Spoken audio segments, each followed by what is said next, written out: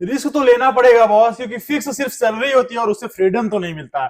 चलो इसी लाइन से हम स्टार्ट करते हैं अपना फॉरेक्स मार्केट का सीरीज, जो कि आज है तीसरा वीडियो, जहां पे सबसे पहले मैं आपको रिकैप दे दूं, थोड़ा सा पीछे आके रिकैप दे दूं। इंट्रोडक्शन टू फॉरेक्स मार्केट हमने पढ़ चुका है, ठीक है। फॉरेक्स मार्केट का मैकेनिज्म क्या होता है वो भी हमने पढ़ चुके हैं। अब हम समझेंगे setting up forex trading account. चलो चलते हैं सीधे वहां पे।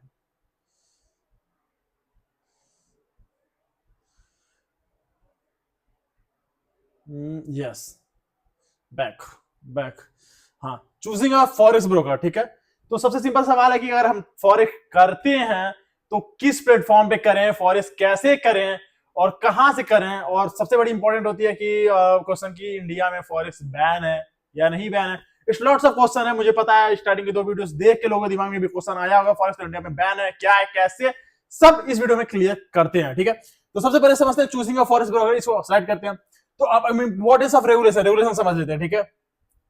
को आपको इंश्योर करना कि जो ब्रोकर है, ठीक है, वो रेपुटेड फाइनेंशियल अथॉरिटी से हो, जो कि FCA, CFTCA, ASIC, to guarantee the safety of the fund to fair the trading participate, ठीक है। ये जितनी भी रेगुलेशंस है सबके साथ आपको फॉरेक्स ब्रोकर यूज होना चाहिए, रेगुलेटेड ब्रोकर होना चाहिए, ठीक है। तो सबसे पहली बात ये समझो कि इंडिया में प्रेजेंट टाइम में कोई भी रेगुलेटेड ब्रोकर नहीं है, बट इंडिया में सबसे ज्यादा फॉरेक्स ट्रेडिंग की जा रही है एक्सएनएस में, ठीक है। तो फिलहाल मैं पर्सनली खुद जो है एक्सएनएस में ट्रेडिंग कर रहा हूं पिछले 6 सालों से। फिलहाल तो मुझे कोई एक्सएनएस से प्रॉब्लम अभी तक नहीं आई है, ठीक है।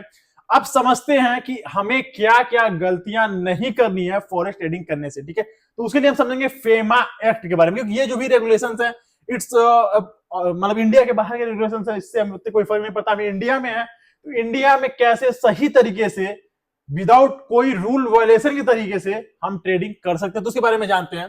तो सबसे पहली बात समझो कि फेमा एक्ट है, ठीक है, वो कहता क्या है। फेमा एक्ट हमारा जो है इंडिया में, फेमा एक्ट की सिंपल सा ये चीज है कि आपका पैसा यानी Indian rupees directly other countries में नहीं जाना चाहिए, और ये अगर होता है तो आप वायलेशन करते हो फेमा एक्ट का, और जो कि एक भारी नुकसान दे सकता है आपके लाइफ में, ठीक है। तो आपको ये चीज नहीं करनी है। अब यहाँ पे फेमा एक्ट का वायलेशन करने के लिए अब क्या हो सकता है कि अब कभी भी पेमेंट करो, आप एक्सएनएस में डिपॉजिट करो, तो वो डिपॉजिट कैसे होना चाहिए, या तो आप क्रिप्टो के थ्रू डिपॉजिट करो। क्रिप्टो का ऐप है इंडिया में, क्रिप्टो रेगुलेटेड, क्रिप्टो पे 30% टैक्स है इंडिया में। तो क्रिप्टो के थ्रू आप डिपॉजिट करो, आप पहले क्रिप्टो कॉइन्स बाय करो, उस क्रिप्टो को यूएसडीटी को आप एक्सएनएस में डिपॉजिट करो, इट्स अ लीगल वे। दूसरा भी ये है कि आप जब भी डिपॉजिट करो so use your UPI option for depositing a money in any forex app. अगर आप यूपीआई का ऐप का यूज करते हो, इट्स मीन आप इंडिया से पैसा बाहर नहीं भेज रहे हो। बट अगर आप कहीं पर भी किसी भी फॉरेक्स ऐप में यूज करते हो ऑप्शन कार्ड का, क्योंकि कार्ड इंटरनेशनली हर जगह चलता है, तो अगर आप कार्ड का ऑप्शन यूज करते हो, कार्ड से पेमेंट करने का ऑप्शन यूज करते हो, सो ये आपको भारी पड़ सकता है, बिकॉज आप कार्ड पेमेंट कर रहे हो, it's not under the Indian. आप कार्ड पेमेंट सीधे आप फॉरेन में भी पेमेंट कर सकते हो, सो यहां पे आपको दिक्कत हो सकती है। तो सिंपल सा समझना है, कोई फॉरेक्स ऐप यूज करो, use to payment way only. वो क्या हो सकता है आपका, पहला क्रिप्टो, दूसरा यूपीआई, तीसरे किसी भी ऑप्शन के चक्कर में मत पड़ना, because it's causes of FEMA act violation, जो कि आपको भारी पड़ सकता है, ठीक है। तो ये सब चीज के लिए आपका सब चीज आपको अवेलेबल मिल जाती है कहां पे, मैं जहां ट्रेड करता हूं, मैं पर्सनली अपनी चीज बता रहा हूं, आपकी मर्जी, आप जहां ट्रेड करो, मैं एक्सएनएस में ट्रेड करता हूं, उसका लिंक आपको बायो सेक्शन में देखने को मिल जाएगा। अब टाइप ऑफ ब्रोकर, ब्रोकर कैसे कैसे होते हैं, ठीक है। Market makers, ECM broker, electronic communication network के ब्रोकर, ठीक है। तो ये उतनी ज्यादा जानने की चीज नहीं है, ठीक है, दे दिया है, पढ़ लेना, समझ लेना, a प्लस बी का होल स्क्वायर समझ के फिर भूल जाना। आगे बढ़ते हैं। Factor to considering when choosing a broker, ये इंपॉर्टेंट पॉइंट है कि अगर आप कोई ब्रोकर यूज कर रहे हो, लाइक मैं बोल रहा हूं मैं एक्सएनएस यूज करता हूं, तो क्यों यूज करता हूं, और आपको अगर कोई ऐप यूज करना है तो क्या क्या चीजें ध्यान में रखनी चाहिए, दिमाग में रखनी चाहिए और देखनी चाहिए, उसके बारे में समझते हैं। सबसे पहला, फीस एंड स्प्रेड्स। स्प्रेड्स क्या होते हैं, मैंने स्टार्टिंग के फर्स्ट वीडियो में जाकर चेक करना, वहां पे मैंने बता के रखा है, एक बीड प्राइस एंड एक आस्क प्राइस, इस दोनों के बीच का जो गैप होता है वो क्या बोलता है, स्प्रेड। मतलब कि कहीं पे 1.5020 का बीड है, 1.5022 का आस्क है, मतलब 0.50 0.0002 का यहाँ पे स्प्रेड है, यही आपका क्या होगा, फीस होगा। बट कुछ ऐसे ऐप है फॉरेक्स के जो कि स्कैम करते हैं, जहां पे बिड एंड प्राइस जो ये स्प्रेड होता है वो उनके ऐप में क्या दिख रहा है, 20 के बाद सीधा ये होता है 40 दिखता है, जो कि ज्यादा चार्जेस करते हैं। सो आपको सबसे पहले देखना है कि किस ऐप पे आपका स्प्रेड कम आता है। सो मेरे हिसाब से, मैं प्रमोट नहीं कर रहा हूं, मैं पर्सनली बता रहा हूं, आप यूज करके देखना, एक्सचेंज में स्प्रेड्स कम होते हैं। ट्रेडिंग प्लेटफॉर्म जो होता है, ठीक है, make sure the broker provide the relative and user friendly trading platform like Meta trader 4-5 trader, जो भी चीजें, ठीक है। ट्रेडिंग प्लेटफॉर्म, भाई मेरे को फिर से बोल रहा हूं, कुछ बोलने की जरूरत नहीं है। First use Exness, then tell me what you think about the trading platform of Exness, ठीक। कस्टमर सपोर्ट अच्छा है एक्सनेस का, ठीक है, उतना अच्छा मैं नहीं कहूंगा, देखो जो चीज सही है वो सही है, बट हाँ रिस्पॉन्स आते हैं, थोड़ा लेट आते हैं, ठीक है। Deposit withdraw option, deposit withdraw का तो मैंने पूरे अच्छे से समझाया कैसे क्या करना है, तो वो चीज जरूर याद रखना कि डिपोजिट विड्रॉल आपको यूपीआई का ऑप्शन अवेलेबल है कि नहीं है, क्रिप्टो का ऑप्शन अवेलेबल है कि नहीं है, ये सब चीज देखते हुए आप एक फॉरेक्स ब्रोकर अपने लिए यूज कर सकते हो।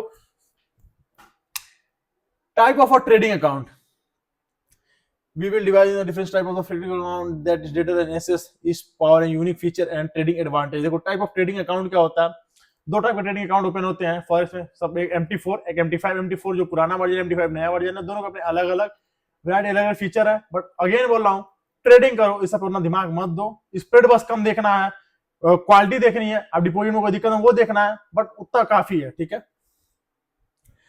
और डेमो अकाउंट, ठीक है, क्या डेमो अकाउंट अलाउ कर रहा है आपका ट्रेडर, कोई भी ऐप ट्रेड करनी है तो इसमें डेमो अकाउंट अवेलेबल है, जहां पे आप अपनी ट्रेडिंग स्ट्रेटजी को टेस्ट कर सकते हैं। डेमो अकाउंट सिंपली कि लाइक इसको ऐसे समझ सकते हैं कि वर्चुअल मनी है, लाइक आपका पैसा नहीं है बट आप चीजों को समझ रहे हो, सीख रहे हो। जैसे बेसिकली होता है ना कि क्या होता है, अगर आप सेब बेचना हो तो किसी को अगर उसके बारे में इंटरेस्ट देना है तो सबसे पहले क्या लोग कहेंगे कि भाई तू नकली सेब बेच के दिखा। होता है ना, कई इंटरव्यू जाते हैं सेल दिस पेन, तो बहुत पुराना जोक हो चुका है। तो उसी के लिए डेमो अकाउंट है, जहां पे आप अपना रिस्क भी चेक कर सकते हो, रिवॉर्ड चेक कर सकते हो, आपकी स्टडी चेक कर सकते हो, अपना स्टार्टिंग चेक कर सकते हो कि क्या आपने सीखा है वो वर्क कर रहा है। दैट्स कॉल्ड डेमो अकाउंट, जो कि आपको हर एक ऐप में समथिंग मिल जाता है। Standard account type, mini account type, micro account type, ठीक है। सबसे ज्यादा यूज होने वाला अकाउंट हो जाता है वो स्टैंडर्ड होता है, क्योंकि ये कम पैसे में मिलता है, ठीक है, और बाकी सबके लिए कुछ एक्स्ट्रा रिक्वायरमेंट होते हैं। अभी आप जाओगे एक्सनेस में तो वहाँ पे standard account, pro account, zero account. Zero spread क्या होता है कि फीस कटती है, स्प्रेड वहां पे जीरो होता है, मतलब कोई स्प्रेड नहीं दिखता है मिलने को। तो ये सब सारी चीजें जो है और अच्छे से मैं बताऊंगा जब आपका एक्सनेस का एक अलग से जब वीडियो ट्यूटोरियल बनाऊंगा, ठीक है। Standard account typically require higher minimum deposit, ठीक है, मिनिमम डिपॉजिट में जो होता है वो बन जाता है आपका स्टैंडर्ड अकाउंट, ठीक है। लॉट स्मॉलर लॉट्स है, ठीक है, ये बेसिक से चीजें हैं, इतना जानने की जरूरत नहीं है, मैं सब बता रहा हूँ। स्टैंडर्ड यूज करो हमेशा के लिए, कोई झंझट ही नहीं है दूसरा, ठीक है। Comparison of account type, extra time नहीं वेस्ट करना मेरे को, फिर से बोलना, स्क्रीनशॉट लेके रख लो, पढ़ लो, कोई जरूरत नहीं जाने का, ए प्लस बी होल का स्क्वायर है, स्किप मार दो, ठीक है। अब स्टार्ट होता है the actual trading of market. अभी तक आपने क्या पढ़ा, स्लाइड करते हैं, मतलब जितनी भी चीजें आपने पढ़ी, आपने पढ़ा फॉरेक्स मार्केट क्या होता है, आपने पढ़ा फॉरेक्स मार्केट में टर्म क्या होता है, आपने पढ़ा कि फॉरेक्स मार्केट ट्रेड कहां पे करना है। It's all about market. जैसे मैं अगर बोलूं कि मेरे को शरीर का स्कैन करना है, तो मेरा अभी ऊपर ऊपर से मेरा स्किन कैसा है, मेरी मैंने कपड़े क्या पहने, इसी चीजें में क्या हो गया, मैं ऊपर की चीजें मैंने पढ़ ली, तो ये फॉरेक्स से ऊपर चीजें पढ़ लिया। अब डीप डाइव उसमें चलते हैं, जहां पे हम एनालिसिस करना सीखेंगे कि किसी चीज को बाई करना है तो कैसे करना है, किस तरीके से करना है, कहां पे करना है।